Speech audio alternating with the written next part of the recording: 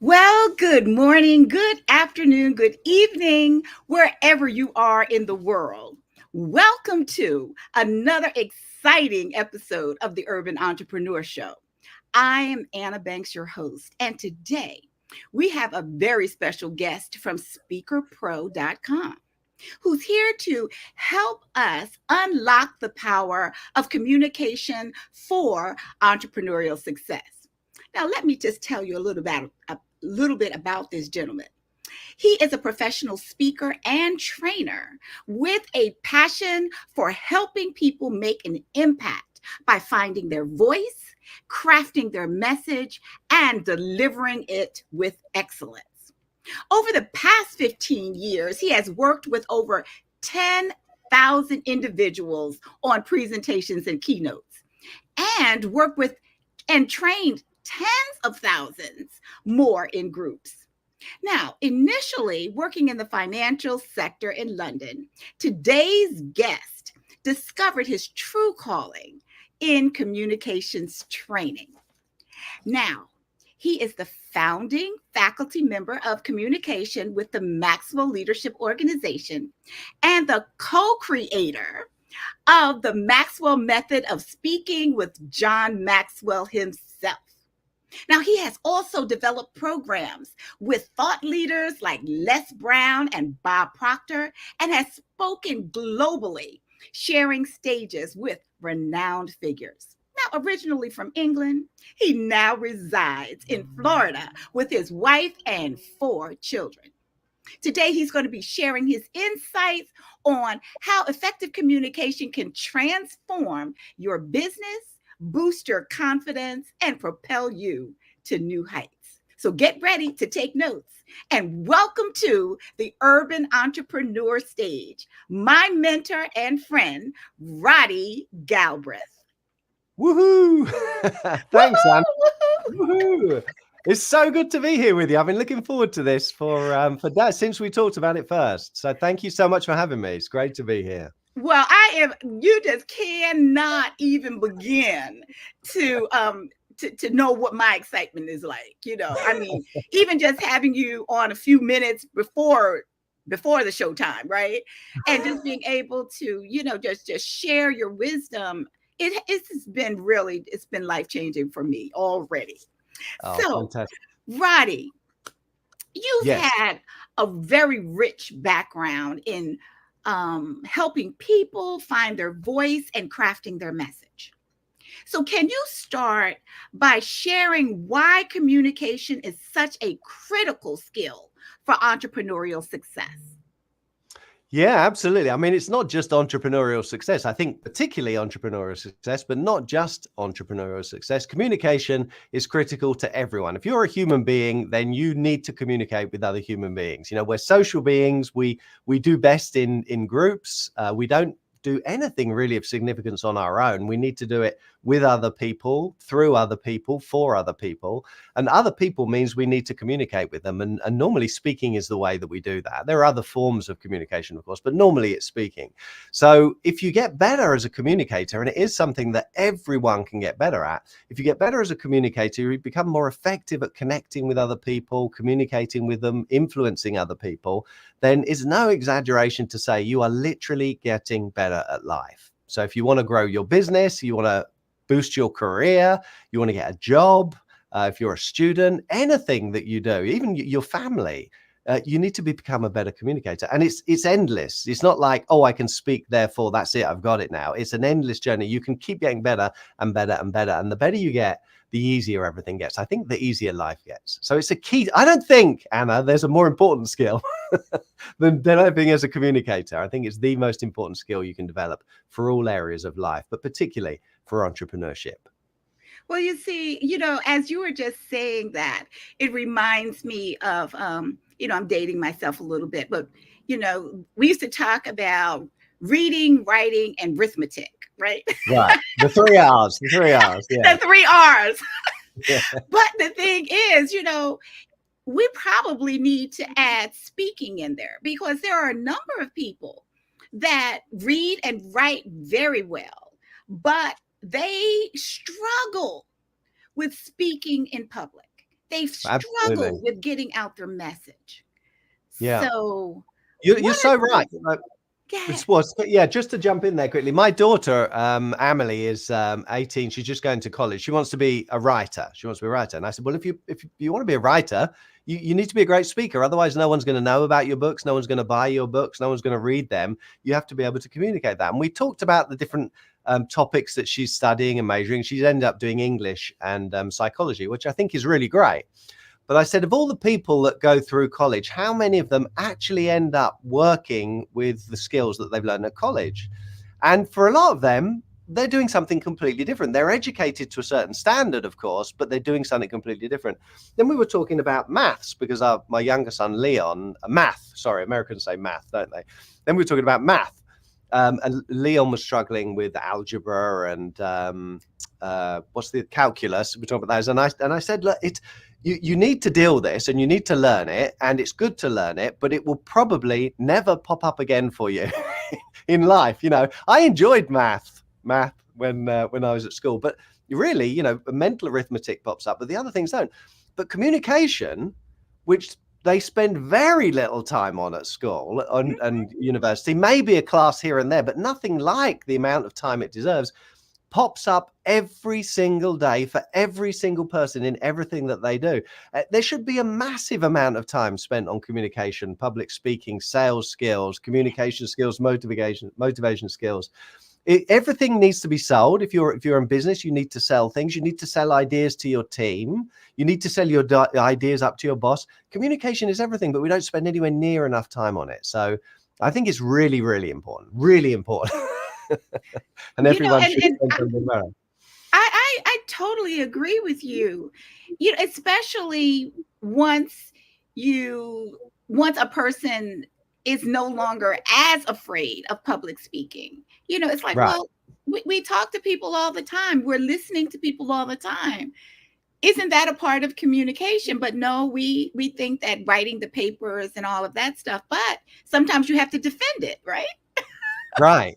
Yeah, absolutely. It's so important. It really is. But people shy away from it. Entrepreneurs struggle with it, I think, very often. They're like, oh, that's not me. I'm not cut out for that. I'm not a natural speaker. So what's the point in pretending?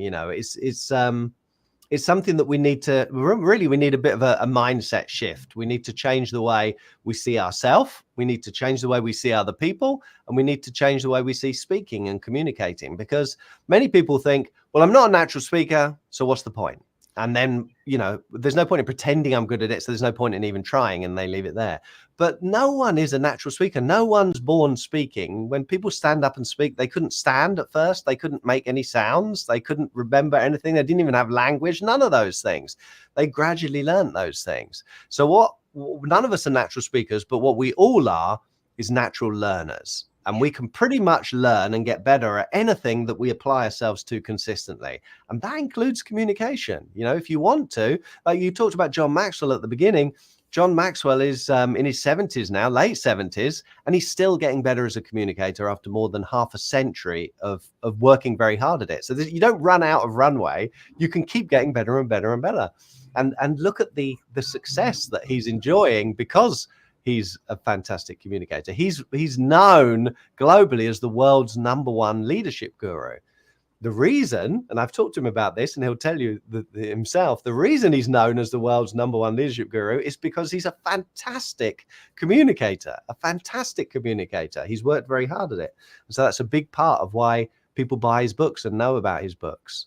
So I think one of the problems is, because of that myth of the natural speaker, people just avoid trying to get good at speaking. I don't want to stand up and make a fool of myself, so I'm better off hiding from the opportunity. I'm not going to put my hand up. I'm not going to speak out and be seen as a fool. I'm going to hide in the background and leave it to the natural speakers. But the reality is, if you allow the fear to make you turn away from anything, but in this case we're talking about speaking and communicating in front of other people, if you allow the fear to make you run, you'll be running for the rest of your life. It won't get better over time. You won't magically acquire those skills. The only way to overcome the fear of speaking or that anxiety is by stepping into it. Then you see, it's not that you can't do it, it's that you don't know how to do it. You haven't learned how to do it. And then baby steps, you can gradually get better at it, like, through a process like anything else. So I think the biggest problem is avoidance initially. Then it's this, the myth of the natural speaker. And then the next thing that kind of happens is people like, right, I've got to speak. So I'm going to put together all of this information. I'm going to memorize it. And then I'm just going to recite it at the person or the people in front of me. And that doesn't work either. So there's steps, but layer upon layer, you can get better and better and better. It starts with embracing the challenge that I'm going to get good at this. I can do it, and it's worth it because it will help me in every area of my life and my business. I'm going to get good at this. And then gradually you get better and better and better. And that never stops. Well, I tell you, then there's hope for all of us. Yeah, but yes, which was like a perfect segue, Roddy, for, as I, mentioned, many entrepreneurs really struggle with speaking. And so what are some practical steps that they can take to overcome this fear, build their confidence and their abilities in communicating? Yeah, it's practical steps. So I think the first thing is that mindset shift, as in, it's not that I can't do it. I just don't know how, and I can get better at this if I try. Then there's a difference between preparing, so gathering information together, and then practicing saying it. So experimenting with saying something. So I think a very simple, example is, imagine you hear a joke. So you're talking to a group of friends and somebody shares a joke and you're like, oh, that's good to hear that. Then when you see a different group of friends, you're like, oh, listen to this. I heard this joke, and you share this joke. Now, initially, you can just about remember it. You sort of know what the punchline is, and you kind of struggle through and you get a weak laugh at the end because it just about works. Then you see another group or your family or your children. You're like, oh, let me tell you. The next time it's a little bit better. The next time it's a little bit better. By the time you've told all your friends a week later and you've told this joke 10 times, you've mastered the delivery of this joke. You've got it down. You didn't need to do anything other than just do it out loud, real, not on paper or in your head, but you're saying it out loud to these people, getting a little bit of feedback from the audience about what works, shaving away some of the irrelevancies, some of the extra bits that you don't really need. You get real clear on what the punchline is. Your timing improves as you tell the story more and more, and you just master this little 40-second joke, let's say. And it's exactly the same for anything, really. You can discover the best way of saying whatever it is that you're trying to say, as long as you accept that it's not that you're weak or you're no good if you can't do it first time. No one's good at anything first time.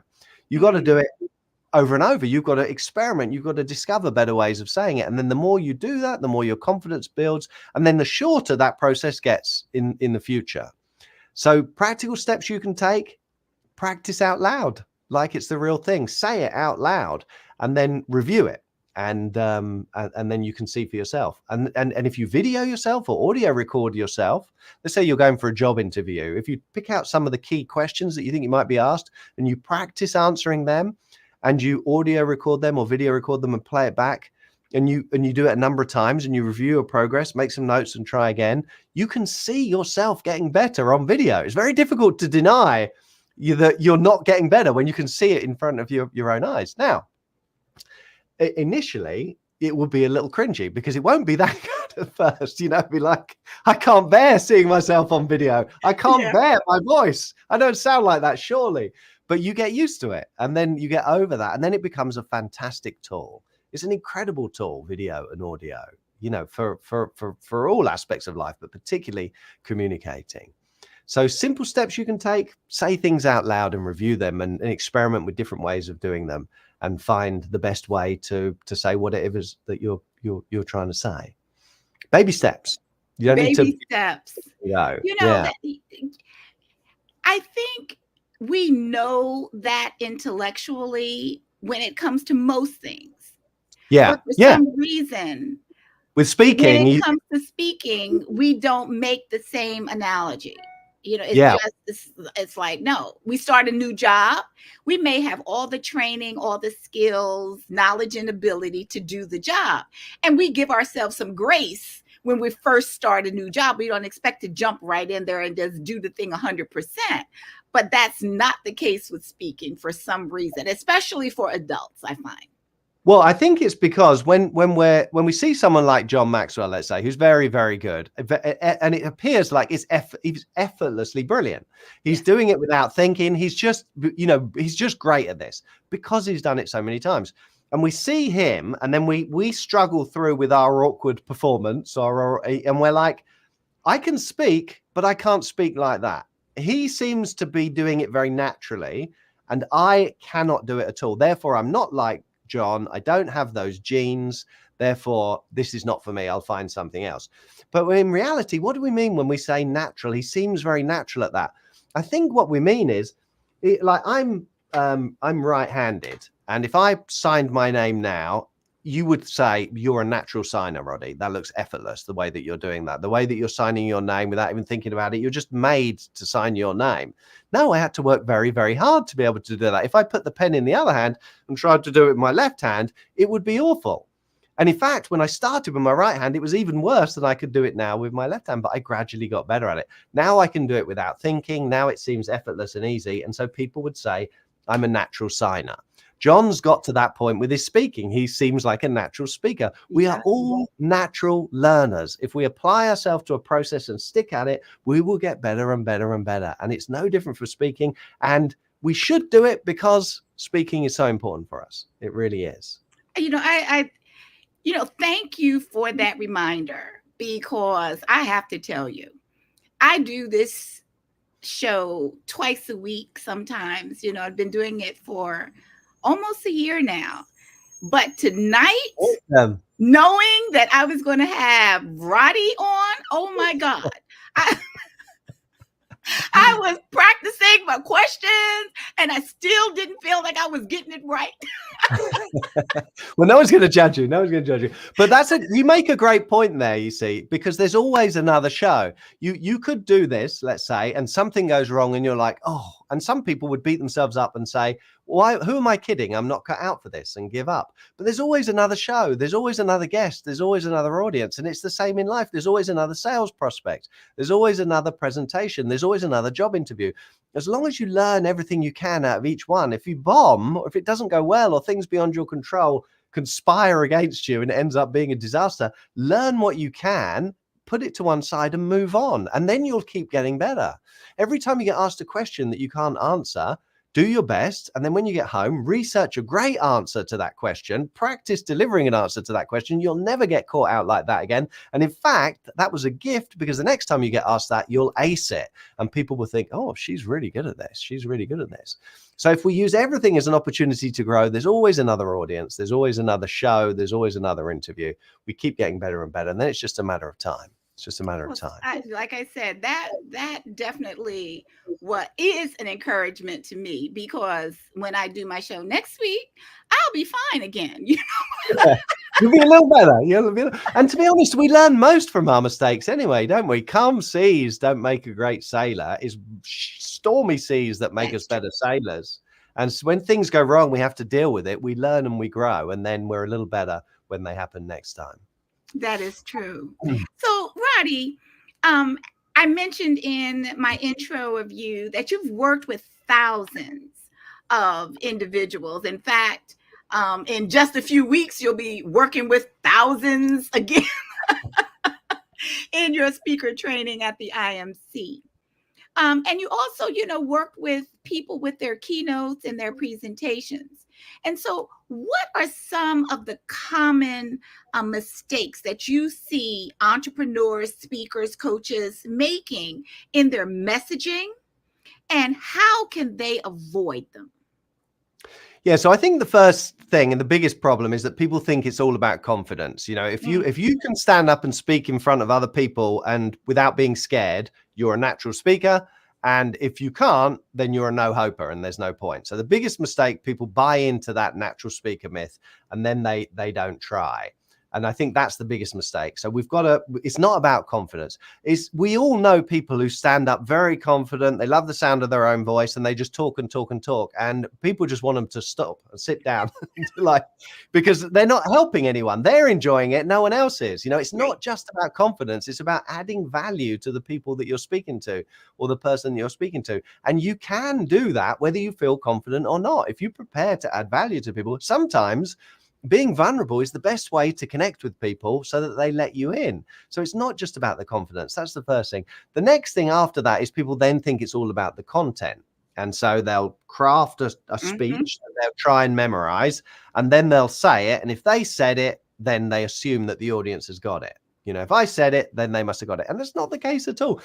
Like maybe if you're in the army, or if you're like a tyrannical boss and you're like lecturing your staff, they'll sit and look at you and it will appear that they're listening, and they may appear to be listening, but that doesn't mean they hear you. It doesn't mean that they agree with you. It doesn't mean that they let it in. So you're not communicating, you're just saying things. So it's not just about the information. So first of all, it's like avoidance, like we said, it's all about the confidence. If I don't have it, I can't do it. Then it's about the content, the words, but communication is much more than that. It's your voice, it's your timing, it's your facial expressions, it's connecting, it's all kinds of different things that go into communicating effectively.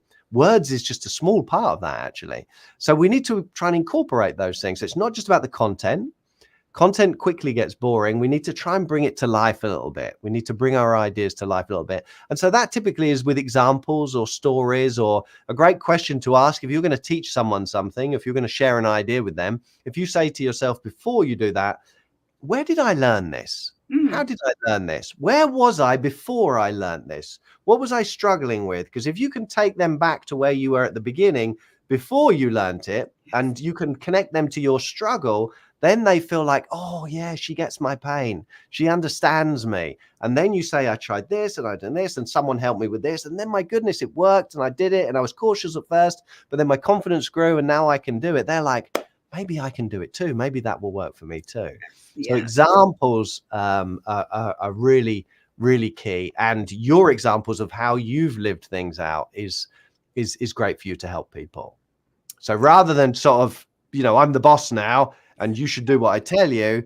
I remember my first day here and it was a disaster, and somebody came alongside me, and, that's much more helpful to people than, I'm great at this. Look how successful I am. People don't really listen to that. It doesn't endear you to people. Yeah, well, I can understand that, because I was one of those people that it was about the information. I thought that if it was about the information, let me give you the information. But later on, I felt that I could put my personality into it. And so, I started bringing more of who Anna was to the party. And it may still be the same words that someone else uses, but because that's huge. Out of mouth, right? Yeah, that's huge. And what makes that easier to do? That's a great point. The more you can connect with the other person as a human being, the more likely they are to let you in and to listen to what you're trying to say. It's a lot easier to do if you know what you're going to say. If you're thinking very hard about the words, like, what am I going to say next? What am I going to say? It's like you don't have a personality. It's like you're just like a bunny in the headlights, just talking, and it's all very perfunctory, and that doesn't connect with people. They're just like, oh, please stop. But if you know the material well, and you can just have a conversation like you would with a friend, like we are now, then it seems much more human. It feels like there's an intimacy to that. People let you in. So letting your personality out is huge. And if you know your material well, then it's much easier to do that, I find. And you're right with that. I remember not long ago, I had the opportunity, I think it was a couple of IMCs ago, to introduce Jim Edwards at the IMC. Oh my God. I again, it was one of those things. I was terrified. Now, Jim and I could sit and talk forever, but just being able to stand up there. But I got to a point where, after rehearsing what I was going to say, then I was able to be Anna with the words. Yeah. So that's a great point, actually. It goes back to what we were saying before. Like, so you're going to stand up on stage in front of a couple of thousand people, and you're going to introduce Jim Edwards, who's a big figure in the industry. It's great. It's an honor to introduce Jim. I love Jim. He's a great guy. He's got so much great stuff. So you're going to introduce Jim in front of thousands of people. You're going to work on your presentation, and the more you work on it, the more you practice it, the more comfortable you feel with it, then the more you've kind of delegated it to habit. It's in a different part of your brain. It's something that you're internalizing. Then you're still anxious And when you're anxious, your body is stressed, a number of different things happen. Number one, your body stops digesting food, because there's no point in using all of that energy to digest food. If you're stressed and you need to deal with a threat, your body thinks it's a life or death situation. It's not. You're just standing up. It feels like it is. So your body prepares for the tiger or the lion. So your digestion shuts down. The blood gets pushed to the extremities, to your arms and legs, so that you can run, so that you can flee. Also, digestion uses an awful lot of energy. Your immune system uses a lot of energy. We all know this, because when we get flu or COVID, we're like wiped out. We're in bed for 3 or 4 days, 5 days, 9 days, because your body is using all of that energy to fight the internal infection. Yes. That energy would be better used running away from the tiger if there was a tiger in front of you. So your body shuts down the immune system. Then the third thing that your body does when you're stressed is that the blood, you don't think your way out of life or death situations typically, is reactive. It's like in that moment. And so the blood, the same hormones that constrict the blood vessels and move the blood away, move the blood from the forebrain to the hindbrain. So instead of thinking, you lose your ability to think clearly, and it goes to reflexive actions in the hindbrain. So now you can't think when you're stressed. So you're standing up to speak in front of 2,000 people, you're feeling stressed, and the one thing you want to do to be able to think is impaired because of the stress you're feeling in your body, which is normal.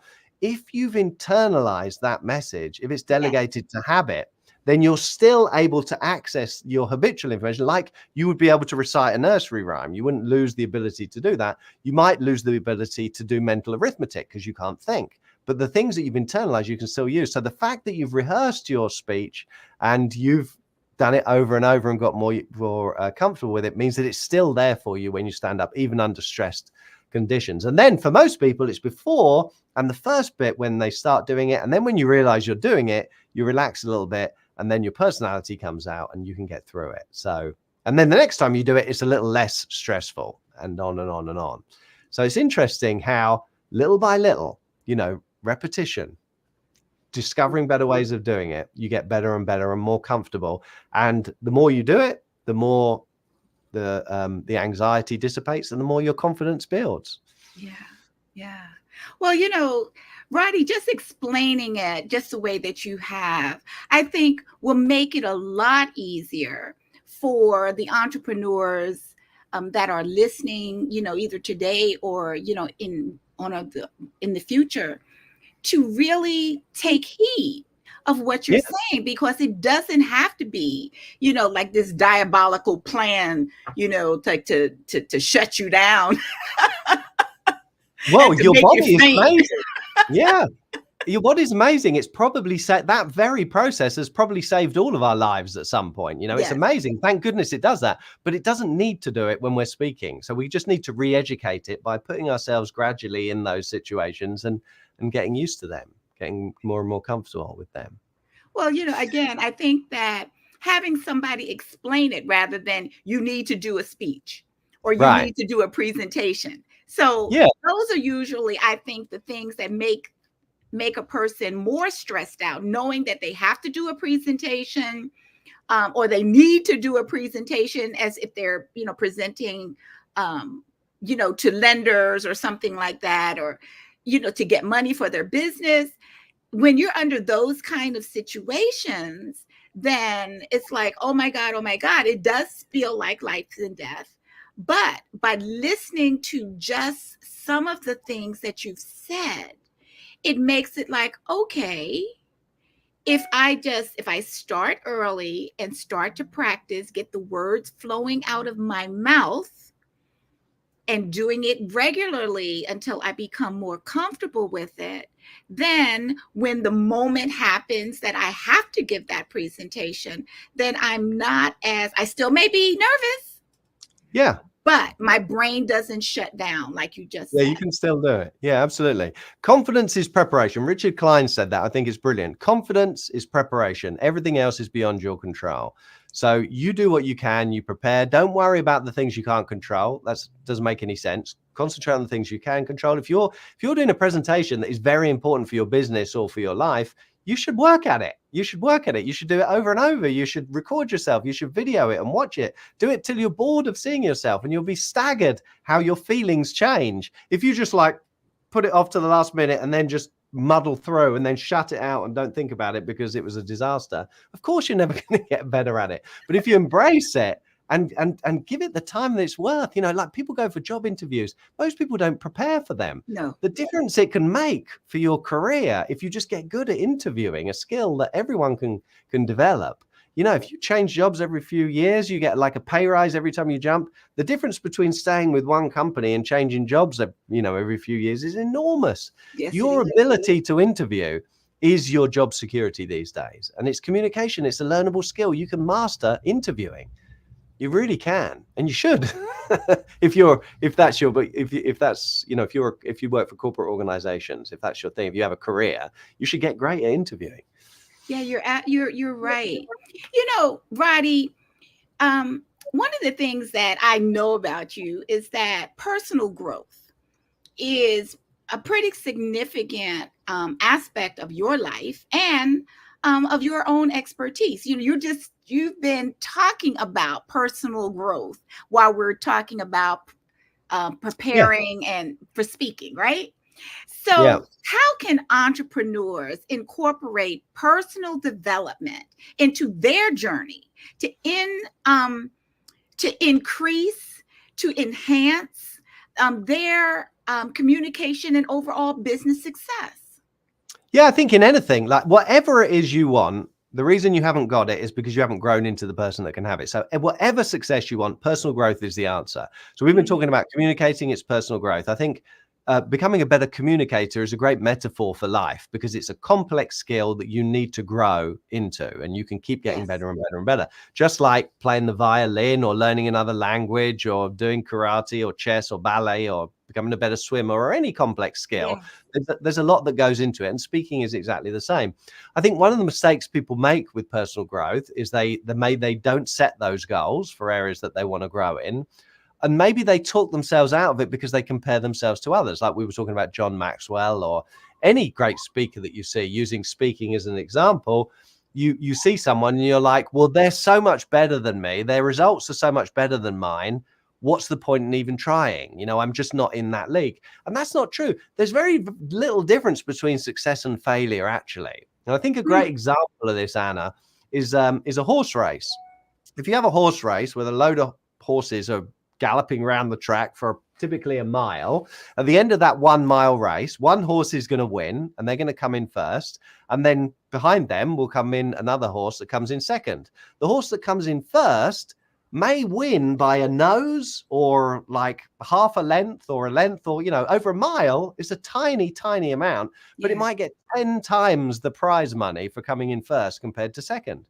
Does that mean that the horse that comes in first is 10 times better than the horse that came, a few feet behind? No, there's a teeny difference between them and on this particular day. And the horse that came in fourth gets nothing and might only be, a couple of lengths behind. There's still relatively little difference, but they're a loser. And this one's the hero. We remember the heroes. We don't remember the people that, that just missed out. So we can't look at people and think, oh, because they're getting paid $125,000 a speech, and no one won't even let me speak for free, that they're, this much. Like it's not about us and anyone else. It's about us and our growth. So I think comparing ourselves to others and concluding we're not cut out for it is a big mistake. We need to grow. We will reach a height automatically, John says. I love this. You'll reach a height automatically. 5'10", 5'6", whatever it is, that's going to happen on its own. You don't need to do anything, but not your potential. Yeah. You have to fight for your potential. You have to fight to grow, to reach your potential. It won't happen on its own. What will happen on its own is you'll stay where you are and then gradually get worse. If you're not growing, you've peaked, and this is as good as it gets. And that's pretty depressing. So we want to be stretching to grow every day. So we've got to be intentional about that. Don't let other people talk us out of it, and don't let ourselves talk us out of it. Our emotions can be very convincing. We've talked a lot about fear. Fear can we think fear is a reflection of reality. It's not. All emotions are learned programs. They're learned programs. We've gone through life. Something's happened to us, and we we've learned, and then we feel that way in response to similar situations. Like dogs is a good one with fear. If you have someone that's scared of dogs, like a dog comes near and they're like, oh, get the dog away from me. We look at them and we think, oh, that they've probably had a bad experience in the past with dogs. If you think about that, they've had a bad experience with dogs in the past. They're projecting that onto this dog, and that dog is creating this fear in them, and they think that this dog is dangerous too. This dog's got nothing to do with the other dog. They're just guessing from the past that this is what this dog is like. And it's not. They're probably wrong. But it feels real to them. And so they feel like they need to get out of there. So it feels like the fear is a reflection of reality. And it's not. It's a learned program that they're projecting onto this situation. All emotions are the same. They're all like that.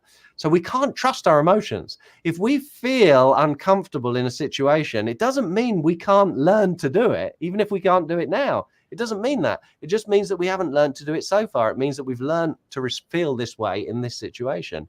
We can learn to do it. We can outgrow our emotions. We can outgrow our fears, but it's the same thing we've been saying all the way. It's a personal growth. It's little by little. It's step by step. We have to step into that process, and we need to stick at it. And then everything changes. Our feelings change and we grow. And life gets better. We're freer. It doesn't mean we're never going to have any more problems. We'll get more problems, but we'll learn to outgrow those as well as we keep growing. So personal growth, I think, is everything. Well, look, if I didn't believe it before, I believe it now. Because you were walking down my street when you were talking about the dogs, because I had to overcome that fear. Right. From when I was a kid, it's like, how many years ago was that? You know what I'm saying? Yeah. And right. That was one dog when that dog was almost bigger than I was, but it's like now I'm bigger than most dogs. But I still had that fear. But that dog's dead. That dog's long gone. That dog is gone. But you're still carrying that program. And it's true. And we do that about all kinds of things, about ourselves, our abilities. And, we're enough. We're not enough. We're not good enough. We can't do this. We're not this, or we're not that. And we can outgrow those feelings. But we need to work. Thank goodness we can. And often, we're not able to do that by ourselves. And that's the reason why we have people like you who are coaches and speaker trainers and, can help us to, walk along that growth path for ourselves. And so that's really important. It's important to have, coaches and mentors to help us. We don't need to do it on our own. We don't need to do it on our own. We don't need to struggle with these things on our own. There's often, there are all kinds of things. I struggled with panic attacks years ago and just shut it out and ignored it for years. And eventually got the courage to go to the doctors and ask for help. And there's this whole world opened up to me. There's this whole, loads of, people have written books about panic attacks and overcoming anxiety. And there's a wealth of information out there once you face it and decide that you're going to tackle it and deal with it. It's amazing. Yeah, we don't need to do it on our own. Everything we're experiencing, other people have gone through, and a lot of people want to help people with the things they've been through. So we don't need to struggle on our own. Yeah. So, just a couple of other quick questions that I do have, Roddy. Sure. When it comes to right now, especially since COVID, there's been an uptick on the virtual space. Yes. That is like, everything is hybrid now. So that means if you must know how to present both virtually as well as in person. So how can entrepreneurs effectively adapt their communication style to engage people in a virtual environment when perhaps they were already afraid of doing it in person?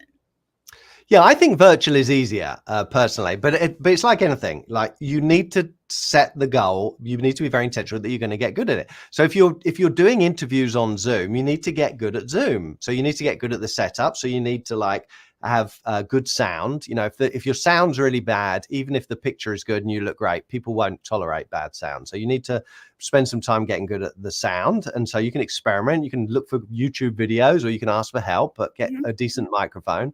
The lighting needs to be reasonable, so you're not a silhouette in front of a window and they can't see your face or anything. So you need to be reasonably well lit. You look beautiful and clear and big in the screen, so that looks great. Your background's not distracting. That's important as well. You want a good background. and not too much going on. And then also, of course, you need good content, but you need to get used to the technology. Whatever technology you're using, you need to get used to it. Otherwise, it's very distracting. It's difficult enough thinking about what you're going to say, remembering what you're going to say, and trying to be, personable and connect with the people that you're speaking to. But if you're worrying about, why is that not working? Why is that not working? Then, you're operating at one. Sorry, can I just, it's over. Mm-hmm. It's over. So you need to, whatever technology you've got to be very comfortable with. So, you just need to practice. You need to experiment. You need to decide you're going to get good at it. You need to, if you do Zoom, do a Zoom, hit record and do it as if you're going to, if you're going to do it, and then record it. And afterwards, watch it back and see what they're going to see. Do that before. Don't wait until afterwards when you watch the recording back and say, oh my goodness, I can't believe that. It looks like I got a tree growing out my head, or the microphone was, you want to do that before. So practice out loud like it's the real thing before you do it for real. And then if you are doing it for real, watch it back afterwards, listen to it back afterwards. I do calls every single day, Zooms every single day, presentations, all kinds of keynote presentation, everything up like day in, day out. And I have been doing it for over 18 years now. And I still go back and listen to Facebook Lives. I still go back and watch presentations. If I speak somewhere, I ask for the video so I can go through and look at it. What worked? What didn't? How did the slides come out? What was the, everything, little tiny things that you wouldn't think of, you see when you watch the video back or when you listen to the audio back. So do it and review it, I think, is really, really important. Keep getting better at your craft. Keep getting better at it. It's amazing what you can learn. Yeah, it's amazing what you can pick up, like practicing on your own, just you on Zoom like this. Like if you're going to do an interview, ask yourself the questions, answer them, and then watch it back. Do you look bored? Are you looking down? Are you reading? Or are you looking into the camera and engaging and smiling and trying to be as personable and likable and credible as possible? It's amazing what you can do if you put your mind to it. Well, again, it always helps. Sometimes we do better when we know better. And so, today what you're doing is you're helping us to know better. Now it's up to us to take the information that you're giving us and then do better. Put it into action. Yeah. And it's worth it because it will make an enormous difference to your life. I promise you, it's worth it. I am sure of that. Well, Roddy, can you just wrap up our time together by giving, excuse me, some takeaways that you would love to have our listening and viewing audience summarize or take away from the time that you've spent with us? Yeah, so I think probably in summary, I would say you're worth your best. You're worth your best. Like life is, it's not a dress rehearsal. This is it. We want to take it seriously. We haven't all got all the time in the world. We all get 24 hours a day. That's it. Some people seem like they're getting more time than others because they're more effective with it, but we all get the same amount of time. We're all busy. No one's got spare time, really. We're all using our time for, something. So we've got to choose to focus on the most important things. John Maxwell says the reason that you're not getting the results that you want, the success you want, is because you're doing too many things and you're doing the wrong things. So really, we've got to focus on the things that are going to give us the biggest return. I am convinced that developing as a communicator, becoming a better communicator and a speaker is one of the most important things that you can do. So you have to try and find time for the most important things. The things that matter least, the things that matter most, but must never be at the mercy of the things that matter least. So the things that you enjoy maybe are nowhere near as important as developing your communication skills. So some of them might need to make way so you can spend some time on your communication skills. If you do, and you do it consistently, could be just a few minutes a day, week after week, compounding effect of consistency, you'll find that it gets easier, you get better, and it's worth it because it literally will change every area of your life. You are a natural learner. Speaking is something that you can keep learning to get better and better and better at. And everything changes as you go through that process. So don't believe that nonsense that you're not cut out for it. You're not a natural speaker. You're a natural learner. No one's a natural speaker. We're all natural learners. We choose what we're going to learn. Choose this. It's important. And you'll be amazed how quickly you make progress if you stick at it. You really will. You're worth it, and you can do it. So do it. That's my Thank advice. you so much. So, Roddy, I know that you have a number of additional trainings available for people, even outside of the John Maxwell team. So, how can people reach out to you if they need some speaker training, if they need some coaching to be a better speaker, better presenter? How can they get in touch with you? Yeah, so you can reach me at speakerpro.com. So Roddy at speakerpro.com if you're interested. There you go. Yeah, if you're interested in one-to-one speaker training, if you want some help, reach out to me and we can discuss if it's a fit for you. If you're interested in like leadership or coaching or generally, you might want to check out the Maxwell Leadership team, because they have a host of programs and a whole load of material. Where, it's a community, it's a way of life, isn't it? For like people like you and me, and 53,000, I think, coaches it is now. So you might want to check out the Maxwell Leadership team. If you want some free stuff, you don't want to pay any more money, but you just want to get some free stuff, check out my Instagram feed. Roddy Galbraith. I think it's Roderick Galbraith, actually. I had to use my official name to get the blue tick. You can't use, I go by Roddy, but on my passport it's Roderick. So it might be Roderick Galbraith. Roderick. Roderick. Or YouTube. I've got loads of stuff on YouTube if you want some free stuff. So somewhere there you'll find something that suits you. But if you want some help, if you want to make progress, big progress quickly, one-to-one speaker training might be for you. So we have a studio here in Florida. We do retreats and one-to-one training. So if that sounds of interest, look me up, Roddy at speakerpro.com. Well, thank you, Roddy. My pleasure. Thank you. Thanks for asking me. It's good to be here. Yes. So, my friends, as we wrap up this exciting episode, and I told you it was going to be exciting, it was good too. Of the Urban Entrepreneur Show. Again, I want to just extend my gratitude, for my mentor, coach, and just an all-around good guy, Roddy Galbraith, for being our guest tonight. He really does help thousands of people. So if you're looking for someone to help you one-on-one with your presentations or whatever, please reach out to him at speakerpro.com. Thanks, Anna. And so this show was brought to you by our sponsor, Thrive Leadership Institute. We are your go-to source for coaching, training, and speaking that will help you to supercharge your personal and professional growth. You can get in touch with Thrive Leadership Institute by just going to the website at thriveleadershipinstitute.com.